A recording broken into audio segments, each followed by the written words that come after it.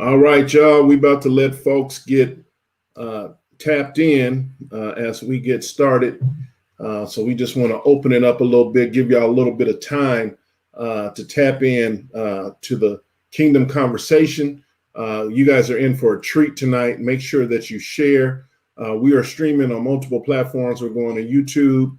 We're also on various pages on Facebook. We're on obviously Kingdom Conversations. We're in the Kin Network, Word of Truth International Ministries, Clarence Presley Coaching and Consulting, and various others that are resharing the broadcast.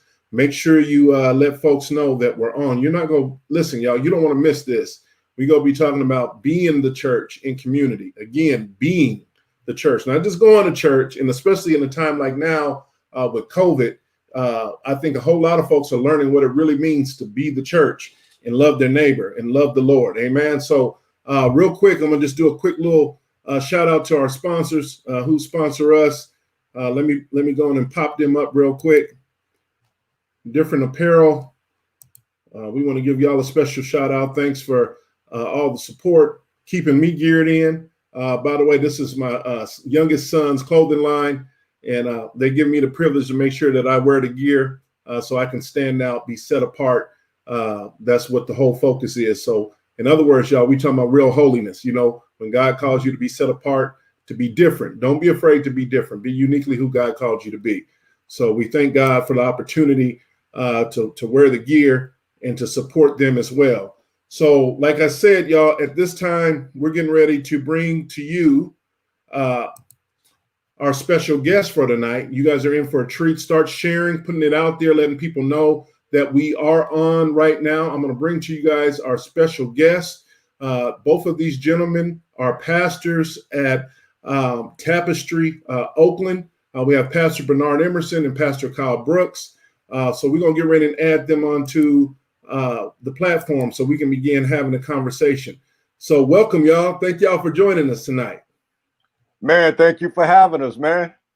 It's good to be here. Hey, it is a privilege to have you guys. I'm so excited, man. I was excited that y'all got back to me. It was like, yeah, we can do this. I was a little nervous at first, Pastor Kyle, because Pastor Bernard was out on a retreat. We didn't hear that back. I'm like, ooh, we may not make that deadline, but I'm glad that you guys are able to get here to join us tonight. And man, we're just really excited. So we ain't gonna hold up. We're gonna go ahead and get started. More folks are gonna jump on as we talk. Like I said, there'll be some that'll get on now, some will get on later. And we're going to just make sure that they have an opportunity, you know, to hear the broadcast or see the rebroadcast. And we'll also put it in a YouTube format a little bit later for it to be reshared as well. So with that said, y'all, our topic tonight is being the church and community. Yeah. But before we dive into the topic, you know, I guess it's still diving in because y'all are the church. So we want to, you know, first question I want to bring up to y'all is really more a backstory. You know, I want y'all to share with us briefly, you know, where you're from and how you guys met, including that your family and your faith journey. So just tell us a little bit about where you come from and how y'all met for this whole thing that we now know as Tapestry to come together. So whichever one wants to jump in first, go ahead. Yeah, I'll go. I'm from my name is Bernard Emerson. I'm from Oakland. I'm a Oakland native. I was born in Los Angeles, California, grew up there till I was about 8 or 9, and then my family made the transition to Oakland. Me and my wife, Kim, have been married 31 years this past December. Yeah. Give her all the credit. Yeah. Happy anniversary. Congratulations. 31? Yep. Woo, boy. 31. That's good stuff. And, man, I'll let Kyle share who he is, and then we'll explain how we met. Yeah, so I'm Kyle, also one of the pastors at Tapestry, and I also was born in LA County, in Southern California. Came to Oakland later in life, so met my wife Stephanie at Azusa Pacific University in college. We've been married just over 11 years now. Good stuff, man. Which is why you see more gray in his beard than you see in mine. And we moved to Oakland as God was calling us to plant a church in the Bay Area. And it was, a long story, but bottom line is we spent 11 days or 8 days scouting out 15 different cities and walking the streets and talking to pastors and church planters. And every single place we landed in was a clear no from God, except Oakland. So we knew God had something special for us here, and that's what brought us here about 7.5 years ago. Real quick, man, Kyle, I never heard that story, man. So can you at least tell me a couple of the cities that God said no, so they can realize what they're missing? Well, I mean, we were all over the Bay and all over the Sacramento metro on that trip.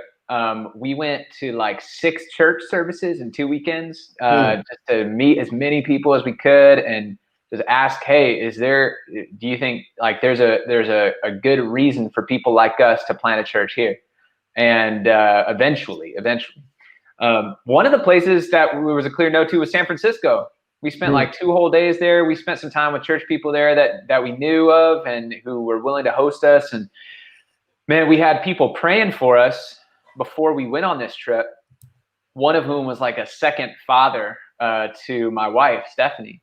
And right before we went on the trip, he had reached out to us and he said, yeah, I've been praying for your trip, and I'm just hearing very clearly from God that San Francisco is not for you. And lucky you. And lucky me.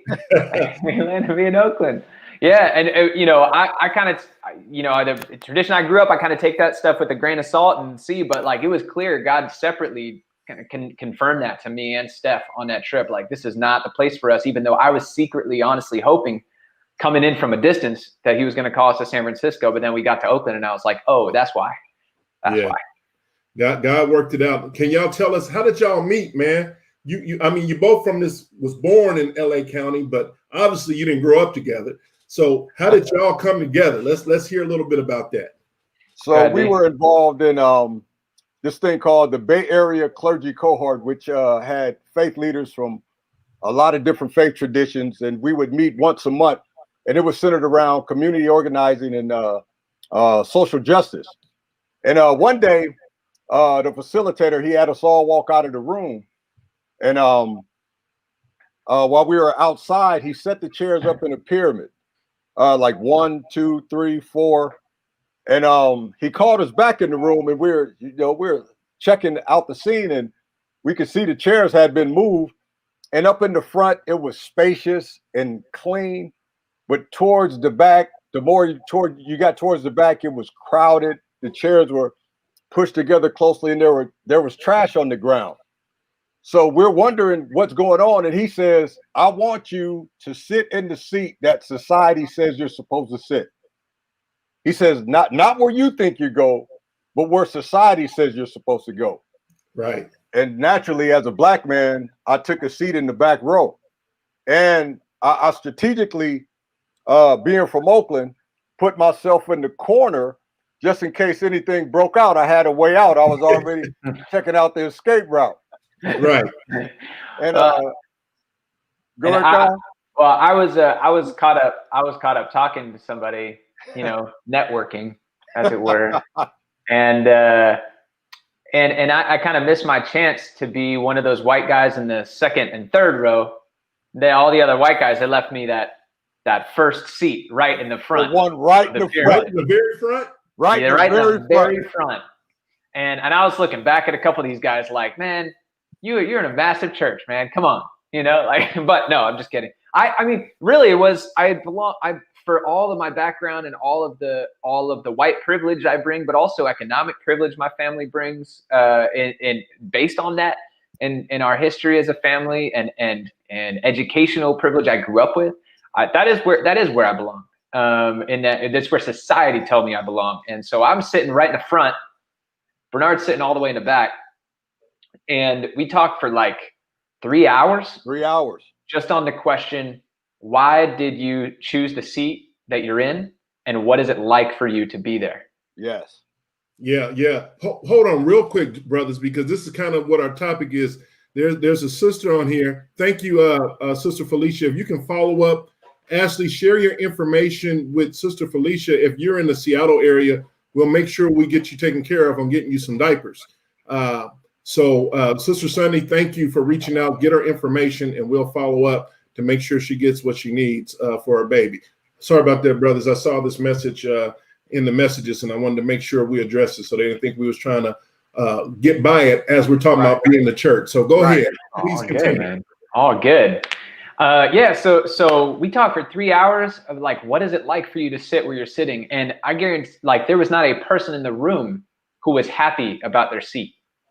There was a lot of anger came up over the seat. Oh yeah. A lot of shame came up. It was a heated conversation, but it was much needed conversation. Right. Yeah. And so go ahead. So the facilitator says, wow, if you guys don't like this system that has been entrenched in our society for so long, why don't you change it? What a question. What a question.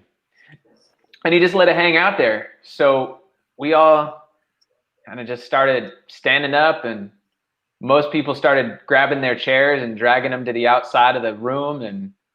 And the facilitator goes, whoa. We just got done talking for 3 hours about how entrenched this system is in our lives. And you guys are going to reimagine this system without even talking to each other about how to do it? Wow. And it was at that moment that Kyle, he walked from where he was and he came to the back and stood right in front of me. And he says, what do I need to do? What do you want me to do? And he says, as a result, I've been telling him what to do ever since. But that started us. That started us as being friends and fast brothers. Yeah, I love that, man, because we had you guys up in Washington a few years ago for a retreat. Yeah, and y'all talked about this a little bit, and you talked about your brotherhood. Like you said it strongly, man. Like, man, that's my brother, like real deal. Oh, yeah. And so that sparked, a true friendship. My thing is this: I tell people all the time, even folks in our church, we go bump heads sometime, man. I got to know that we can bump heads and still roll, because where I come from, I need to know if something went down that you got my back. So if I can't disagree with you, strongly disagree and love each other, man, then we got a problem. So I tell people all the time, if we can't face some stuff, then we ain't really got no relationship. Man, that's why we decided to be better brothers than we were pastors, because whatever happens, whatever we discuss, whatever falling out, we would always get up from the table as brothers. That will never change. I love that. Better brothers instead of pastors. Yep. That's real. Yeah. And we knew, part of the reason for that too, the biggest part of the reason is the gospel, it's like, we can disagree. We can even hurt each other and still be brothers. Right. Because we have been forgiven so much. Like, how could we not forgive each other? That's rich. That's good. Then the other part too was, if we're gonna, we had talked about 8 months, after we met about the possibility of our church plants merging. Yep.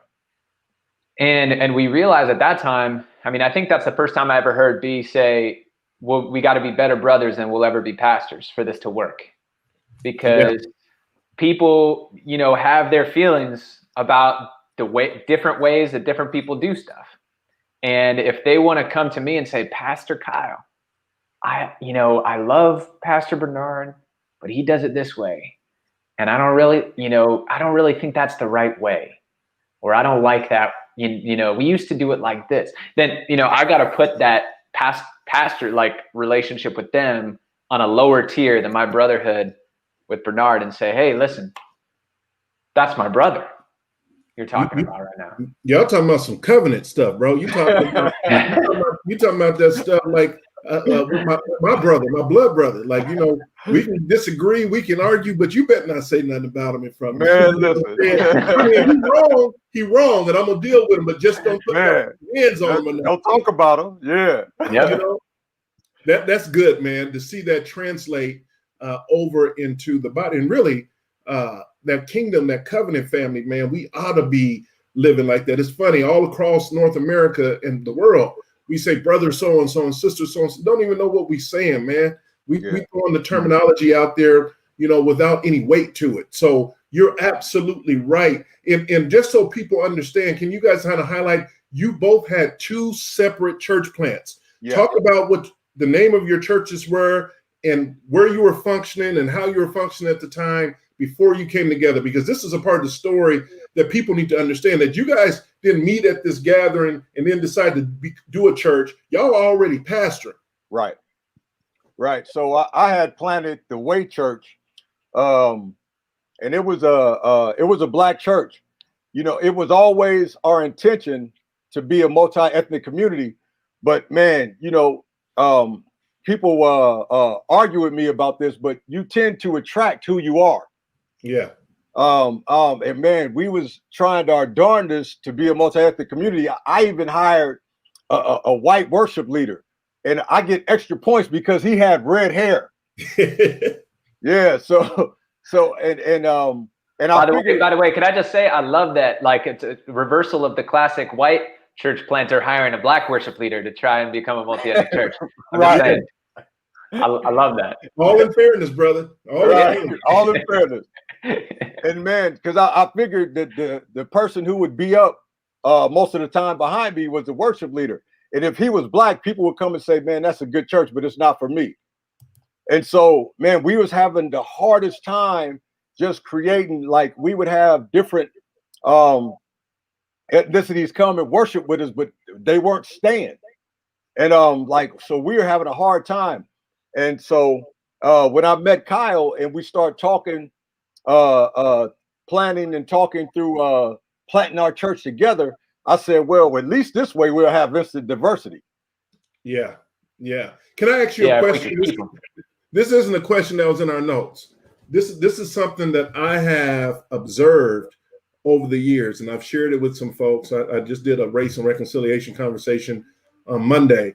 Have you noticed, in you all's experience, has it been easier for Black folks and other ethnic minorities to come and be a part of a church with a white pastor, white leader, than it is for white folks to come be up under a Black pastor, even if they say, man, I love it.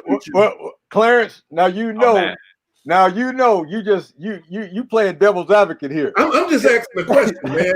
Because you know white folk don't let us pastor them. See, I want to hear from y'all. That's what there's some intentionality going on here. And when you said that, bells went off in my head. You know, because I've had a ton of people say, man, I would love to be in your church. And I'm like, no, you wouldn't. I love you. You like the fellowship with me, but you don't want to be part of our church. Right. Yeah. Well, and I think it's important that I say this. And I was thinking that we would do a shared leadership model. And we got to talking about the leadership model in our church. And Kyle said, nah, that ain't gonna work for me. And then I preached to him my best sermon on shared leadership, and he was like, nah, that ain't gonna work. And I preached to him my second best sermon on shared leadership. And then he was like, listen, bro, that don't work for me. And then I'm like, man, I preached to him my third best sermon. Oh, you kept me going. On shared leadership. And then I was like, he must be a Baptist. Because he's got 3 sermons on the same topic.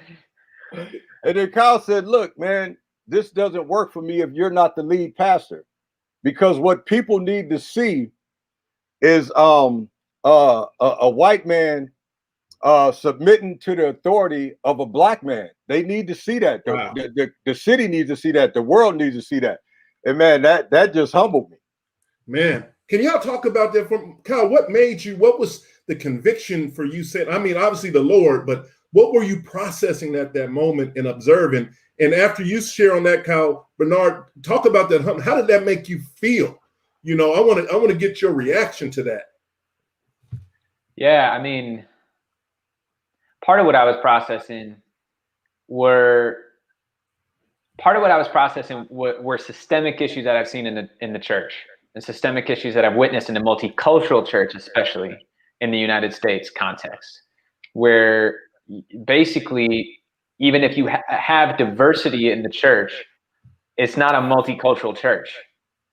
It's a monocultural church in a multiracial setting, because there is an inertia toward, even the way that we say, like, you know, sometimes people use the word majority culture to refer to white people, even if they're not the majority in that context, right? Because there is, or the worst, dominant culture. Right. There is a pervasiveness to white culture that in a multicultural setting makes it default to white space. And I just knew that between that dynamic in our church, that dynamic in our denominations or networks that we're a part of, that if Bernard wasn't the lead pastor, this wasn't going to be a genuinely multicultural expression of the gospel. It was going to become a white church with a black co-pastor. And rich. And that was a conviction that I had settled on. And then the other piece of it was just like, well, man, I'm the solo church planting pastor here at this church at that point. So like, man, can I give that up? And the two things that did it for me were like, well, one, Jesus gave up heaven for me. Jesus gave up his life for me. You know, Jesus gave up everything for me. So how could I not give this up for him? And secondly, I trust Bernard with my life. Wow. I mean, he's my brother. So why would I not trust him to be my pastor?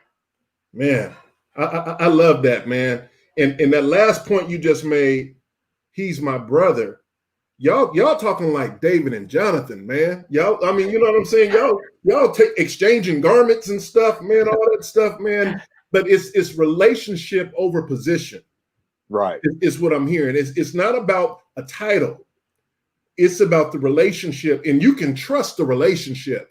When someone is walking with you as your brother or your sister, the relationship, right? And we talk it all the time, and people preach it, but I don't know if they really put it boots to the ground with it. You know what I'm saying? That man, this ain't a religion, it's a relationship, but we don't even demonstrate authentic relationship in what we call the church.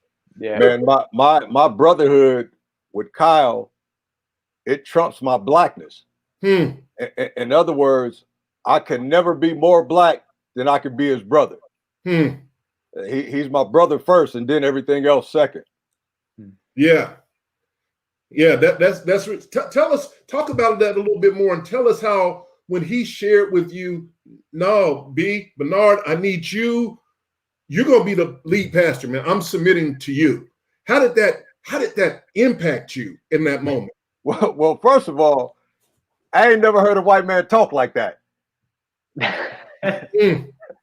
Right.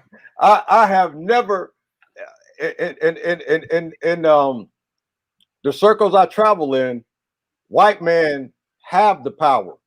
And if they don't have the power, they're trying to gain the power. Never have I seen one give up power.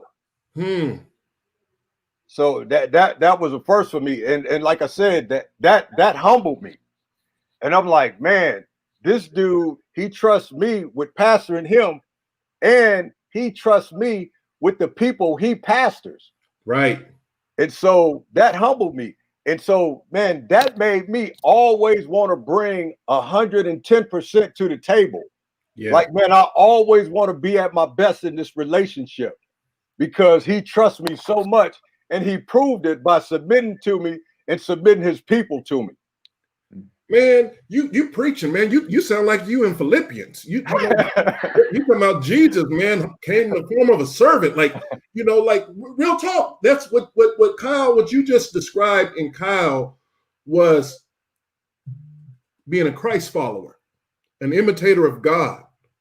You know, I'm going to give up my position because I trust. Matter of fact, not only do I trust you through relationship, I know who you really are, right? I see you for who you really are. I'm not looking just at your exterior. I see you for who you are.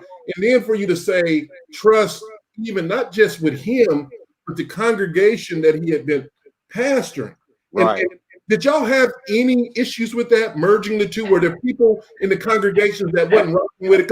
Y'all know, man, I'm about to take y'all on entertainment tonight. I just need to know that old spirit and came on me. I need to know what you ain't got to name them. Did you have to deal with that? Because ministry is messy. In the offset, when I told, so Kyle and I had been courting each other's churches for a while, where he would just show up at our stuff.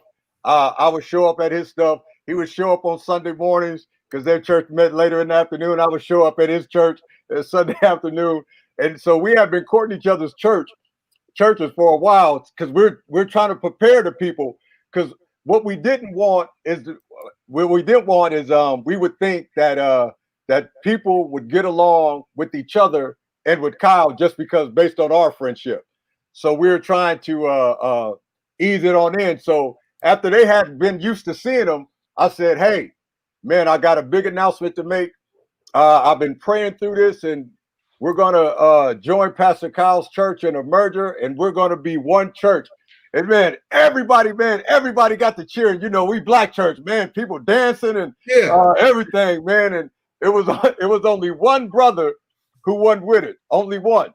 And I sat down and I talked to him, and he explained to me he wasn't with it. So I blessed him and sent him on. Yeah. In my context, we did things a little differently, right? So Bernard, got up there on a Sunday and announced it. I got our people together in my house and we discussed it. And I suggested it as a possibility. That's right.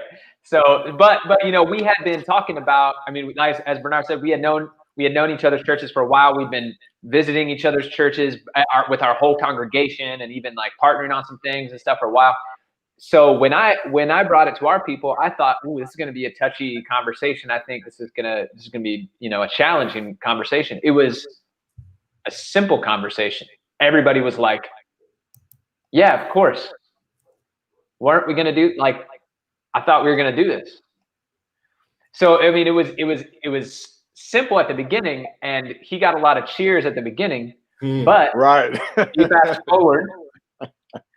you fast forward a year after our launch as Tapestry, a year after Oakland Communion and the Way Church made a baby, we had 20% of those people still with us. Yeah. So 80% of the people that started out with us left. And man, and black people, they just vote with their feet. Yeah. You say vote with their feet, Chief? Yeah, they vote with their feet. And man, you see them at a grocery store and be like, hey, how come you ain't been at church? Oh yeah, I left. Yeah, ain't called you nothing. Right. We don't know. And then we'll come back with, I don't need to tell you nothing. You right. It's about relationship, brother. Listen, hey, real talk, man. I definitely appreciate and understand, and we're gonna keep going on this, that 20% and what that looked like.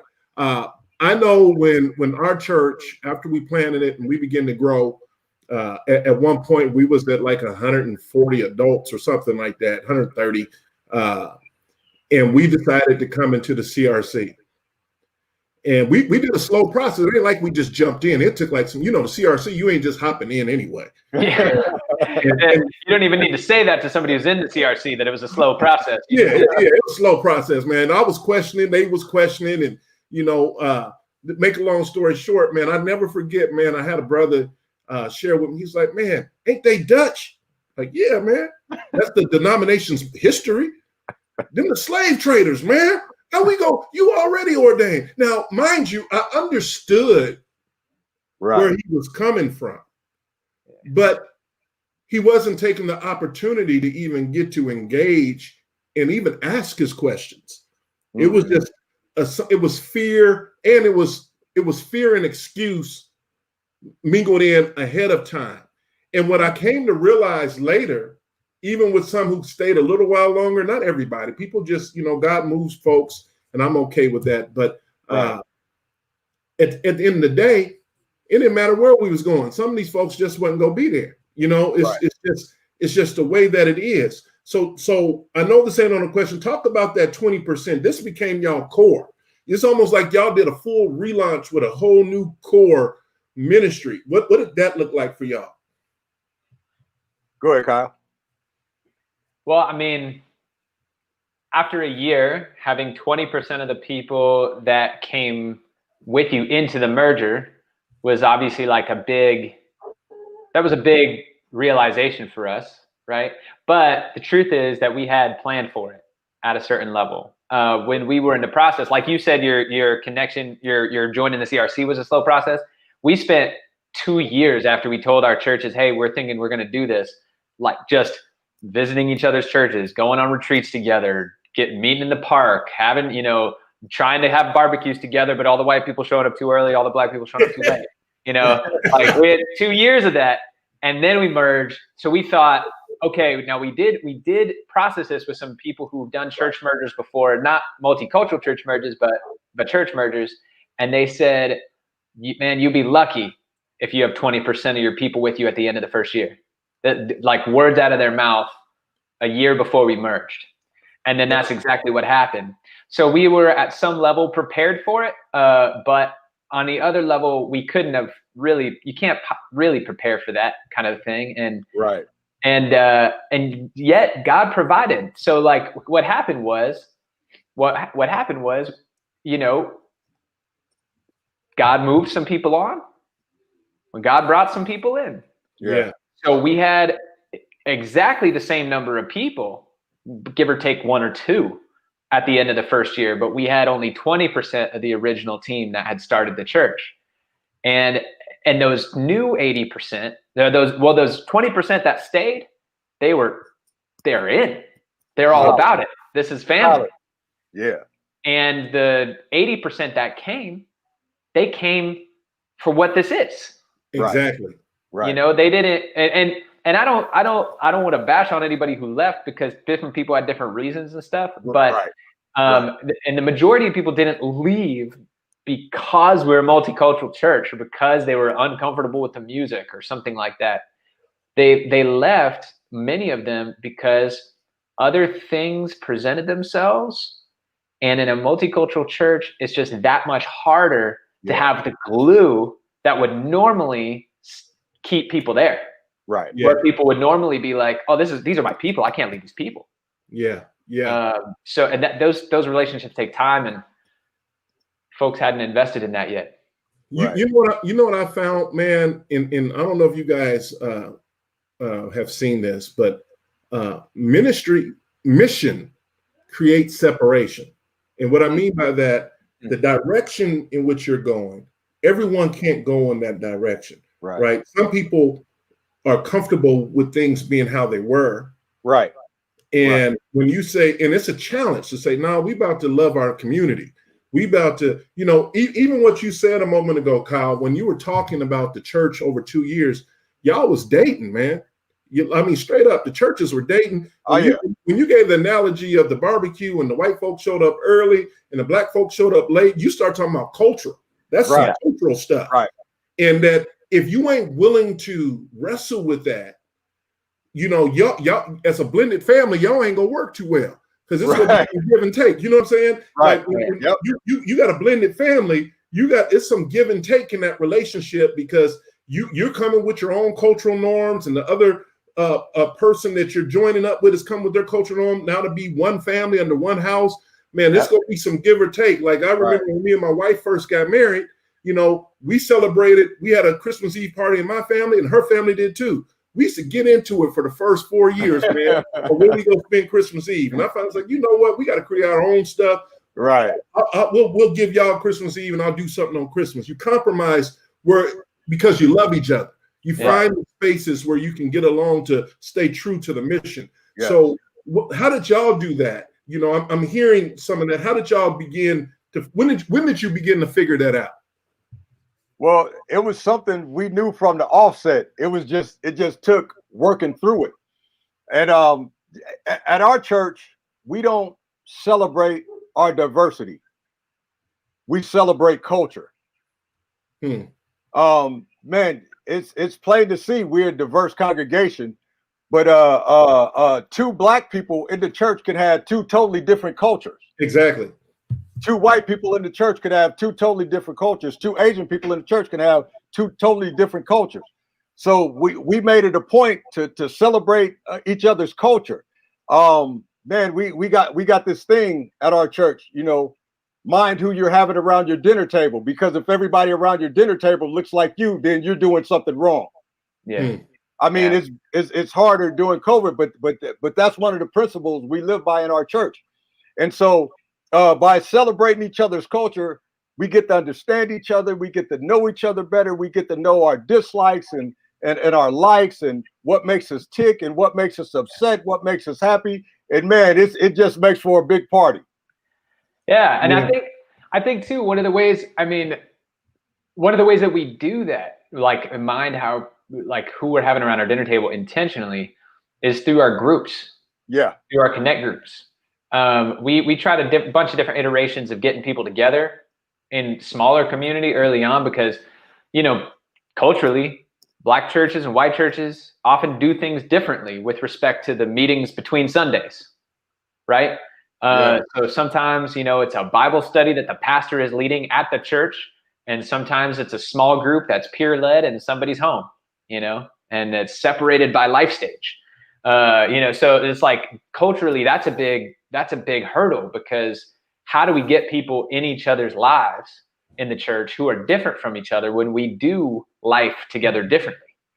So one of the things just pop this out of my ear. One of the things that we did was we started our connect group after like several fails of like other iterations of getting together in different ways.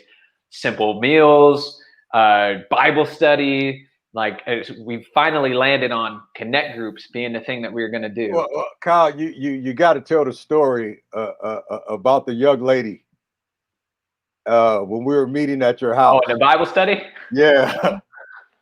Oh man. Okay, so we had done like surveys with our church and everything, and we had like people had said like what we want is a Bible study, just a simple Bible study and a book of the Bible. And we're going to go through a book of the Bible. And we said, okay, let's try it. That's not too risky. That's a Bible study. We're church folks. So like, that's our lane. So we got everybody signed up. The first night we had 16 people there, you know, every color of the rainbow. It was brilliant. It was amazing. Beautiful. People were excited, you know, packed house. And we're going to start Galatians. And as soon as we start talking about the gospel, I kid you not, the second we start talking about the gospel, a lady hits the floor and starts having a grand mal seizure. And, you know, so we broke out, and like there were two ladies there who it was their first time that previous Sunday. They decided to come to the Bible study on a whim, and they were both registered nurses. And they jumped into action supporting that lady, calling 911. Group over here started praying together. And it was just this wild time where we're like, what is happening? What is God doing? And then the next week, there were 3 people at the Bible study. And then a week after that, there were 2 people at the Bible study. And that thing just limped along for the next 10 weeks until it died. And there might be all kinds of reasons for that, but at the bottom line, we realized like what people wanted from getting together in these groups more than anything really was relationship. And they weren't going to get it in a group where people could show up or not, where people could pop in for this week's Bible study or pop out. So we had 3 people a week for 10 weeks, but we had 25 different people who came. Right. Because they'd all come for 1 week, and then they were like, man, but it's a bummer that I didn't see so-and-so here. It's like, well, you only came 1 week. If you came last week, Right. they were here, but the bottom line is we realized like, okay, we got to we have to actually ask people to raise the bar, not to lower it. Like we got to ask people to commit to each other. And we got to set it up in a way that it's likely to be multicultural. And the only way we knew how to do that was to basically make a rule that we would not start a new Connect group unless it had a multicultural leadership team. And if we didn't have it, even if we had people who wanted to be in a group, we wouldn't start it. Man, I love this, man. So y'all kind of reduced this thing down to the lowest common denominator, man, because we've had these missional communities, multiple places. They start off strong, fizzle out because, Bible study, somebody trying to prepare a lesson, somebody's cooking a meal, whatever. But everyone is desiring relationship. Mm-hmm. And when you're creating the simplest forms of people to get together intentionally, just to build relationship, the other stuff will flow out of that. But just starting with relationship. And you guys said something earlier. You said it's not diversity, it's about culture. And what it made me think of when I thought about that was in sports, like on a football team or basketball team, they say it's all about having a winning culture. You can have a culture, but it could be a losing culture or a bad culture. But a winning culture takes intentionality. And that sparked my mind to go back to remember the Titans. When Denzel had to play Coach Boone and he had to come into a segregated school that was supposed to be integrated, they had to bring the school together, and they went to football camp before the season started, and he put them in rooms intentionally with other folks that didn't look like them. Right. And those that started off as enemies became the best friends and the captains on the team. But he created a culture. Right. And that's what it sounds like is happening here, with you all, with Tapestry. You guys are being intentional about creating the culture. If you don't create a culture, you can't have an expectation. Right. How do you have an expectation for anything to look any kind of way if you're not creating the culture, or creating the expectation rather for the culture to manifest? So I love that. Clarence, that's making me want to preach a mini sermon, so I'll try to keep it tight. But there's what you're talking about is what all those leadership podcasts say, that culture eats values for breakfast, right? Like values are things you put up on the wall. You say we really believe in these things. You repeat them once a year at the team retreat, whatever. But culture is the practices that you do sustained over time, and the way that they shape the people in that group. And so really what we're basically trying to do is create a genuinely, it's really simple actually. We're just trying to create a genuinely Christian culture. Right. And one of the things about Christian culture is, Christine Pohl has this great book, Living into Community. And she breaks down, I think it's the four foundational aspects of real community, especially in the church. And one of those aspects is promise making and promise keeping. It's a simple way of saying covenant. If you don't have promise making and promise keeping in your community, you don't have a robust community, period. And so what we realized with respect to groups is nobody expected anything from anybody. Right. And they knew nobody expected anything from them. So that's why, we took a page out of the book of Sticky Church and created covenants for the groups, for the Connect groups. And we said, okay, when you're in a Connect group for this season, you are literally going to sign this paper. Yeah. Saying that you will be there for each other, that you will show up. And what that did was allow people the space to say, oh, okay, well, at least I know that if I come tonight, they're going to be there, and we're going to be able to grow in relationship. And that's when we can grow in relationship, especially in a multicultural church like ours, when Bernard and I and you are in a group together, Clarence, and we've grown over 10 weeks here, we started to get to know each other and get to like each other even, then you're going to put up with a little of my garbage on Sunday. Or you're going to hear something I say and you're going to give me the benefit of the doubt. a little bit and be like, hey man, what was that you said? Instead of just being like, right, and walking out. So that's part of that culture making, is like, for us to genuinely be together on Sunday, we have to be together and commit to being together in our daily lives. Yeah, man. Listen, I just shared this with our folks about accountability. Mm-hmm. Accountability is nothing more than agreement. You can't hold people accountable to something they didn't agree to. Man, listen. You can try. Right. You're the only one gonna be frustrated. Right. Right. So let me ask this next question, man, because we're talking about being the church and community. Y'all are in Oakland. Tell us a little bit about Oakland, and then specifically where y'all focus is in Oakland. Talk about Oakland, the culture of Oakland, the needs of Oakland, and then the specific community of Oakland where y'all are. Well, I always like to call Oakland a good place where bad stuff can happen. Man, we're not that rap we get, the second dangerous city in America. It's a good place, but bad stuff can happen. Yeah. And we are strategically located in the Fruitvale area of Oakland. And we picked this area for our church to be in because it was an area of need. And we just believe where it's darkest, God shines brightest. Yeah.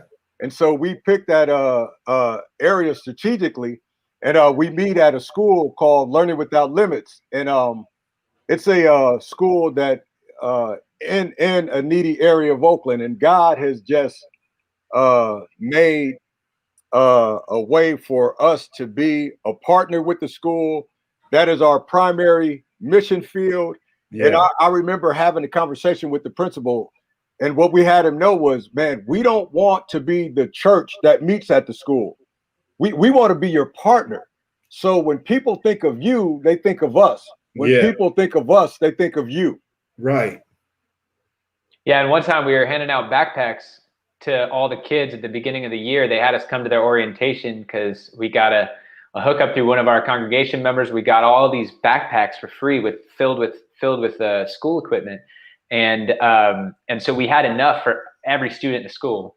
So they brought us to their orientation, and we were one of the stops on their way around their parent-student orientation.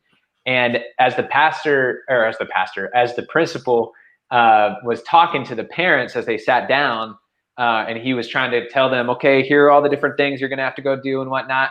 And he points over to our table, and he says, and that's over there is Tapestry. They're our church.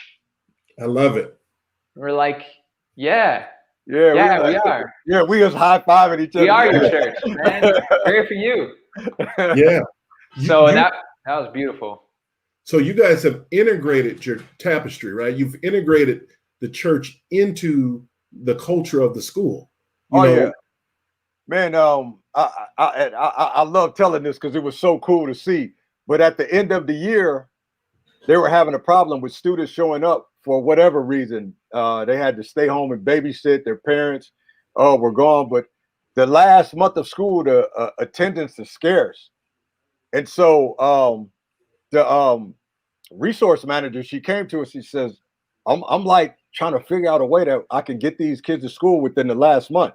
And then we was like, hey, I got a cousin. He has a gaming trailer.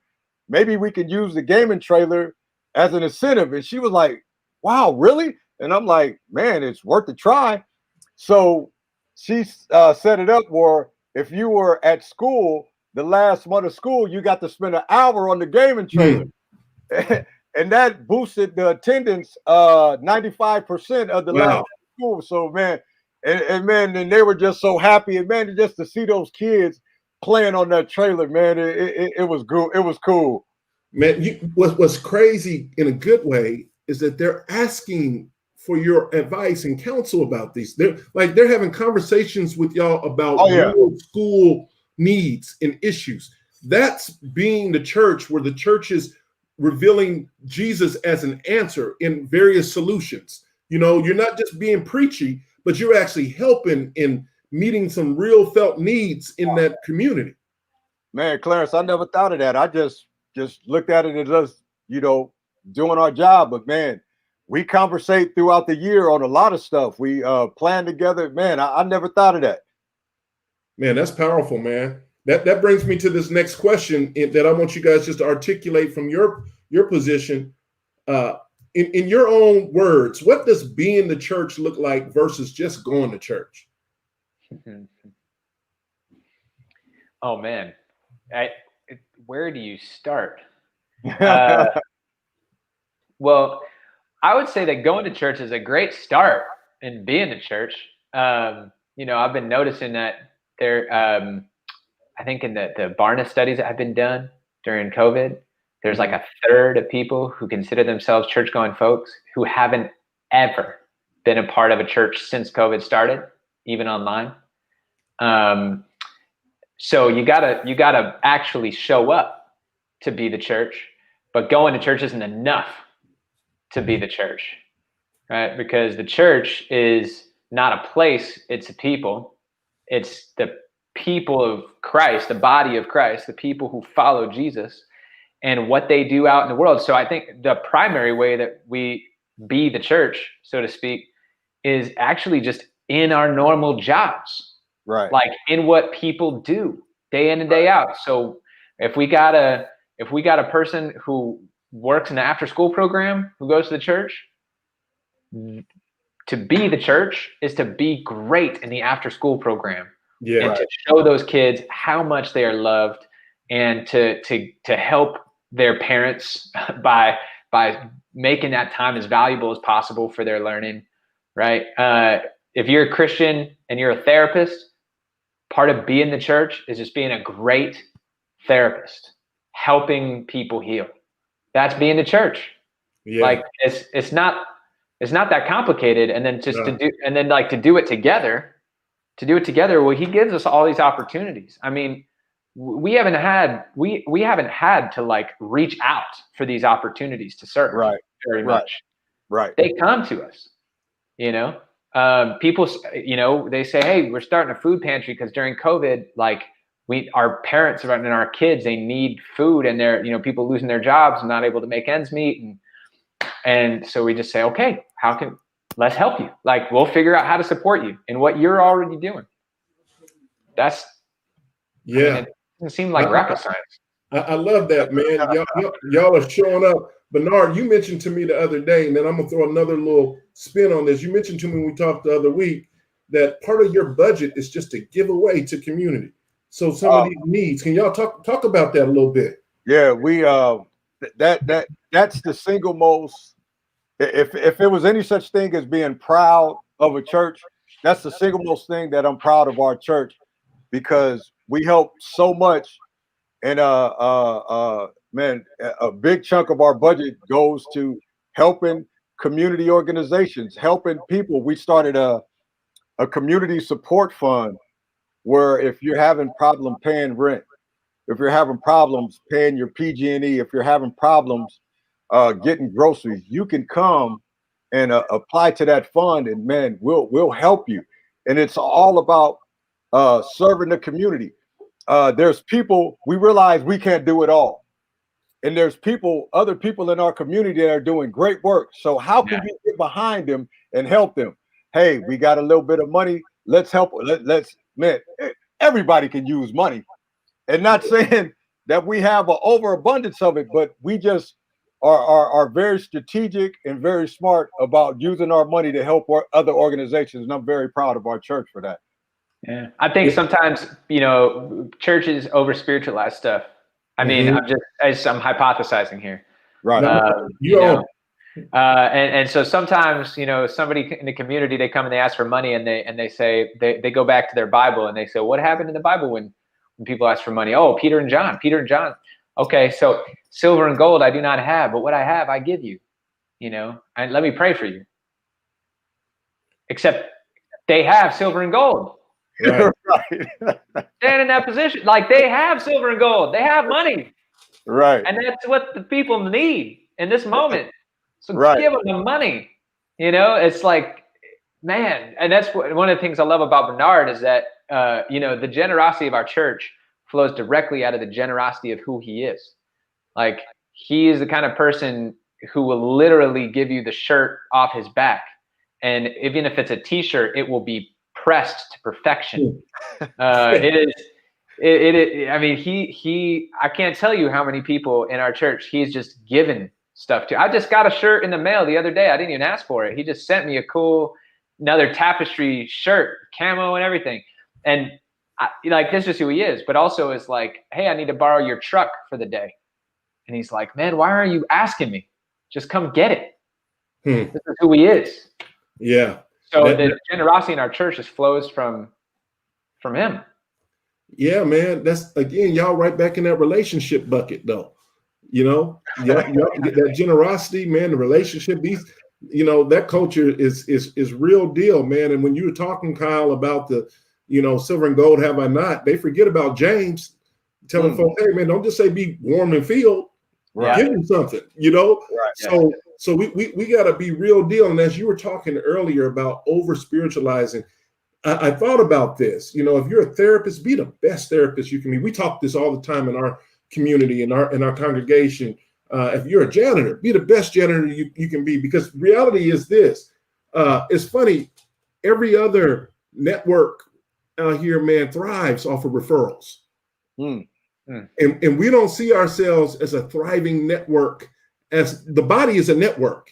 As a matter of fact, Jesus, he tells Simon Peter and them when they out in the boat, when they launch out to the deep, he says, cast your nets, plural. They threw one net and it was about to break the net, and they had to get some help, because the net works if we work it. The problem is we ain't referring nobody, because we ain't living into the best of who we're called to be as people. Everybody think church is just being preachy, but the church is this expansive body of believers who make up the world, that glorify God by just simply fulfilling the mandate of being the best version of themselves, who God created them to be, by answering the call on their life. So what you guys are hitting on is real rich, man. We got a couple minutes. I want to, I got to throw this one out here, man.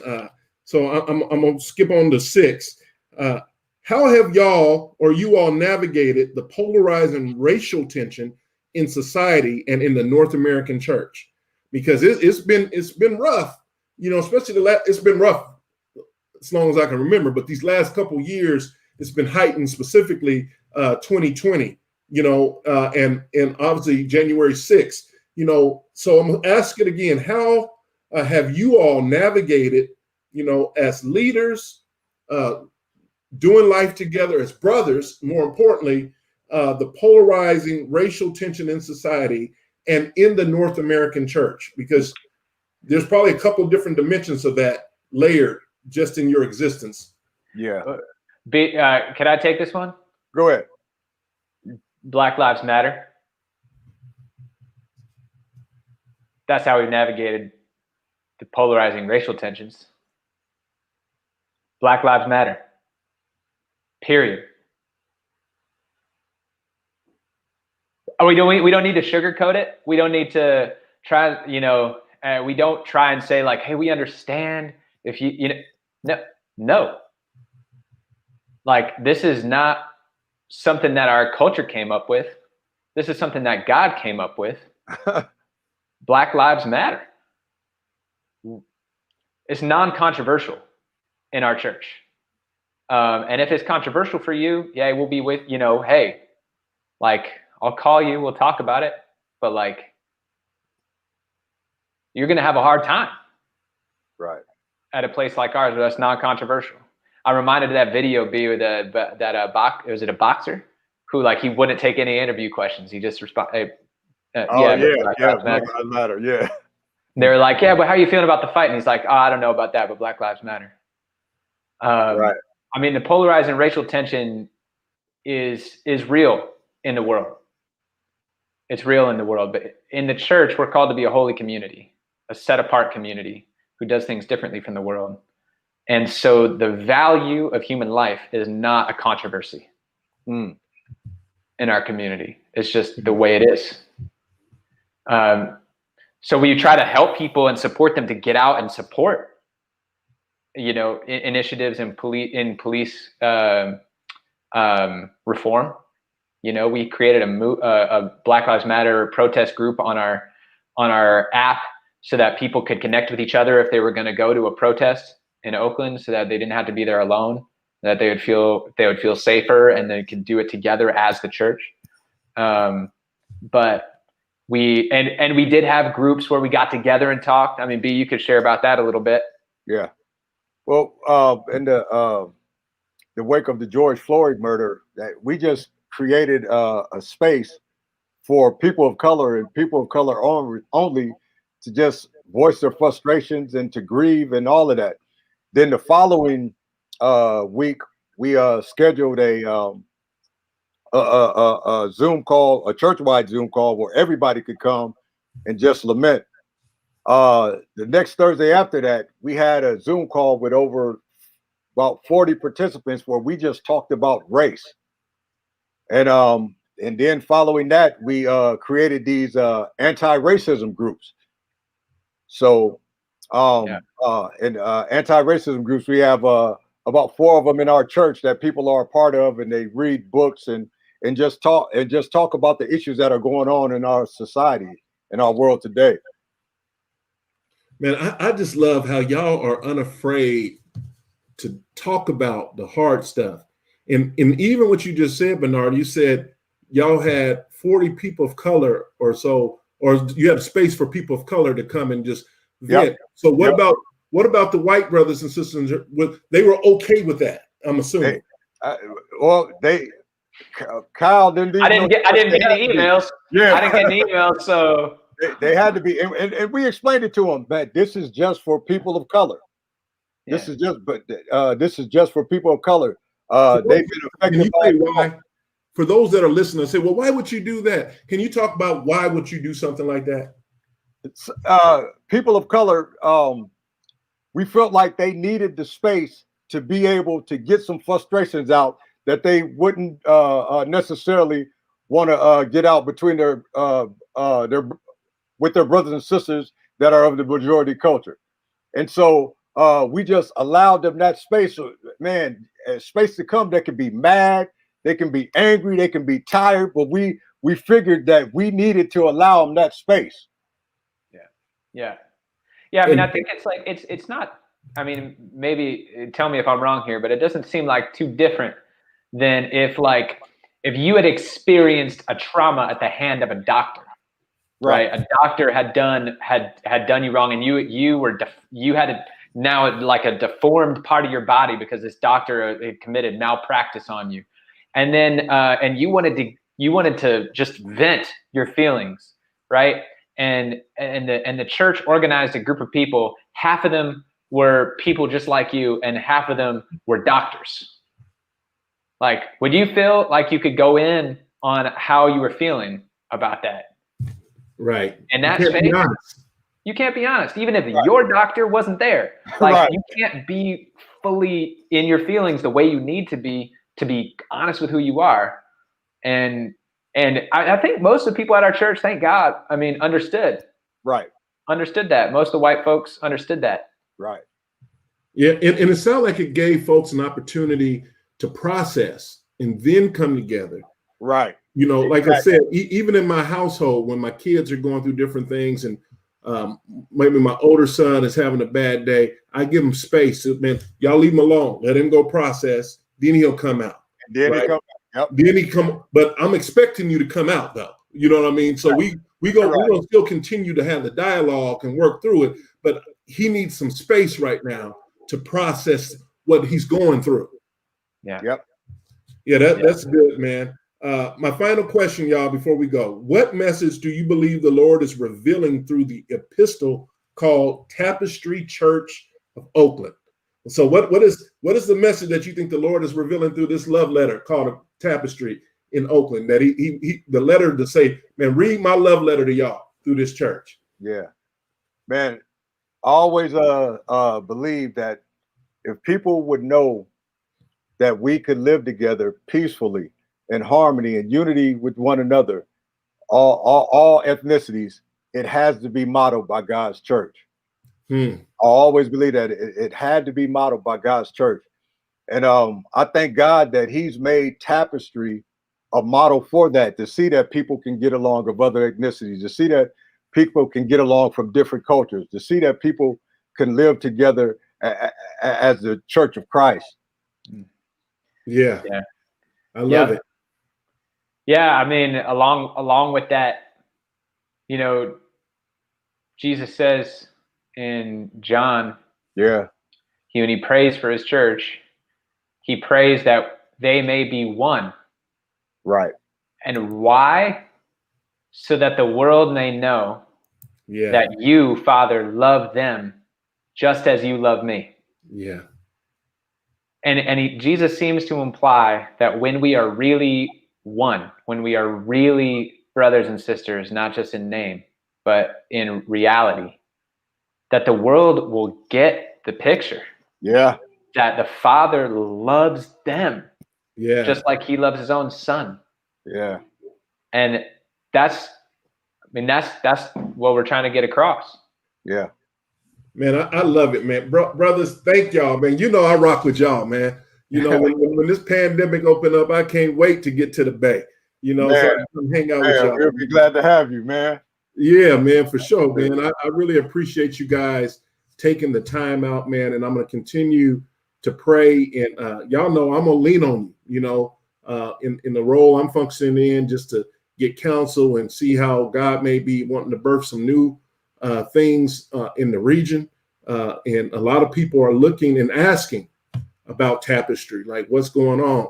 But, you know, it's one thing to ask. It's another thing to really want to put your hands to the plow. You know what I mean? So I'm challenging folks like, yeah, man, go ahead, go holler at them. But are you ready to hear what they got to say? And if you are, you know, are you going to put it into practice? You know, and so let's be very intentional. And obviously, the call that God has for you all, you know, is unique to you, but not only for you. But everybody can do it, but we're all called to be in community together and covenant relationships together, as we read about in Revelation. So I am extremely thankful, man, for the ministry of you all, the example that you all are doing. And I've gleaned off of this, man. I'm about to go back, man, and talk to our leaders like, man, we got some core values. We're going to hold on to them, but we got to really focus on the culture. Like, what are the promises made and the promises kept?